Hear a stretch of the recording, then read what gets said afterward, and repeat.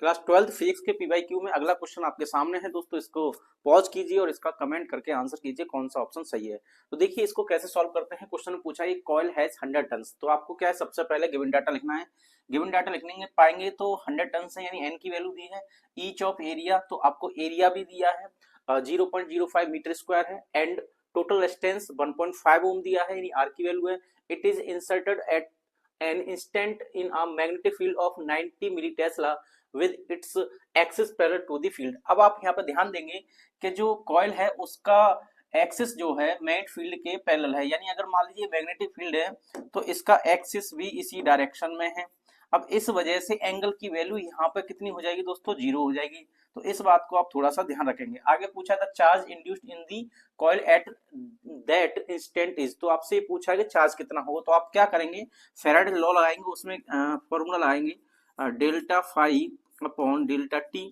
अब देखिए यहाँ पर क्या होगा, एन ऐसी रहेगा, फाई क्या होता है, फाई होता है आपका बी ए कॉस थीटा। तो मैं यहाँ पर सिर्फ बी ए लिखूंगा, कॉस थीटा क्या हो जाएगा, थीटा यहाँ पे 0 है, कॉस 0 की वैल्यू 1 हो जाएगी तो हट जाएगा।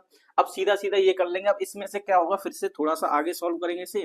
तो एन ऐसी रहेगा, हम ए को इधर उड़ा लेंगे तो delta B upon delta T आ जाएगा।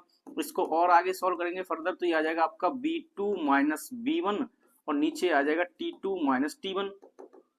तो जैसे ही आप इतना कर लेंगे तो ये सॉल्यूशन होना स्टार्ट हो जाएगा।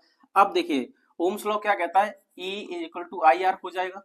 भाई V equal to I R होता है तो यहाँ पे E equal to I R हो जाएगा। तो यहाँ पे लिख देंगे आई आर इक्वल टू आ जाएगा एन ए और यहाँ पे B2 माइनस B1। अब B2 माइनस B1 पहले मैग्नेटिक फील्ड मान लेंगे 0 क्योंकि टाइम मानेंगे 0। तो इनिशियल कंडीशन में टाइम 0 होगा तो ये कितना होगा, 0। अब सेकंड जो रहेगा आपका, जो भी आएगा यहाँ पे क्वेश्चन में उस हिसाब से B की वैल्यू पुट कर लेंगे जो दिया है। अब टाइम कितना मान लेंगे, ये इनिशियल 0 था, फाइनली कितना हो जाएगा T। तो यहाँ पे लिख देंगे T और I की जगह लिखेंगे Q अपॉन T और यहाँ पे आ जाएगा R। तो ये आ जाएगा आपका NBA अपॉन T, T से T स्वाहा हो जाएगा। अब आपके पास बचेगा Q R is equal to N B A. अब जैसे यहाँ से हम Q निकालेंगे तो फॉर्मूला निकल जाएगा एन बी ए और अपॉन में कर देंगे आपका R। अब यहाँ पे सारी वैल्यू क्वेश्चंस में दी हैं, यहाँ पे पुट करेंगे और देखेंगे कौन सा ऑप्शन सही है। जो ऑप्शन सही है उसका आंसर आप कमेंट कर देंगे।